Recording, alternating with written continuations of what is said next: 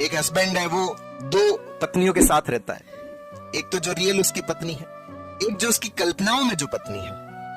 एक पत्नी है वो दो हस्बैंड के साथ रहती है, एक रियल उसका जो हस्बैंड है, एक जो उसकी कल्पनाओं में जो हस्बैंड है। आप अगर अपनी कल्पनाएं जो है, आप अपनी जो अपेक्षाएं उनके प्रति अगर रिजिड होते हो ना, तो दो दो पार्टनर के साथ में रहना पड़ता है। मतलब दो दो पार्टनर के साथ में रहना बड़ा मुश्किल काम है। एक जन आपको इधर खींचता है और एक जन आपको इधर खींचता है, तो हमेशा आप किस अवस्था में रहते हो? तनाव की अवस्था में ही रहते हो, चाहे वो पत्नी हो चाहे वो पति हो। तो ये जो तनाव की अवस्था है, ये जो टेंशन की अवस्था है, ये आपके भीतर एंजाइटी पैदा करती है। तो इसका सॉल्यूशन क्या है भाई? आपका जो पार्टनर है वही आपके जीवन की सबसे बड़ी रियलिटी है। क्योंकि अगर आप ये सोचते हो नहीं मेरा एक्स्ट्रा मैरिटल से मुझे कोई ज्यादा आनंद मिल जाएगा, कोई मस्ती मिल जाएगी, अरे भाई जो इधर ही नहीं मिला तो उधर कहां से मिलेगा?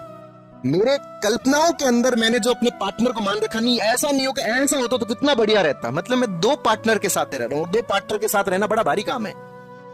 तो मैं एक के साथ ही रह सकता हूं, मैं एक के साथ ही रह सकता हूं, और वो किसके साथ रह सकता हूं? जो रियलिटी है, कल्पना के साथ में नहीं रह सकता, जो इमेजिनेशन उसके साथ में नहीं रह सकता। तो मुझे इस बात को समझना पड़ेगा, इस बात को अंडरस्टैंड करना पड़ेगा कि जो रियल है वही मेरे लिए बेस्ट है।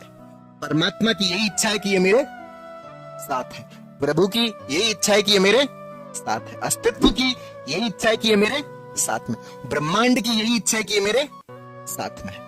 और इसके अलावा मेरे जीवन में और कोई मेरा बेस्ट पार्टनर नहीं हो सकता। इससे ज्यादा खूबसूरत, इससे ज्यादा प्यारा, इससे ज्यादा बढ़िया मेरे जीवन के अंदर और कोई पार्टनर नहीं हो सकता, किसी भी सूरत में पॉसिबल नहीं है। ये हमारे भीतर से भाव पैदा, तो फिर हमारा जो रिश्ता है, हमारा जो रिलेशनशिप है, वो बहुत ही खूबसूरती के साथ में आगे बढ़ता है।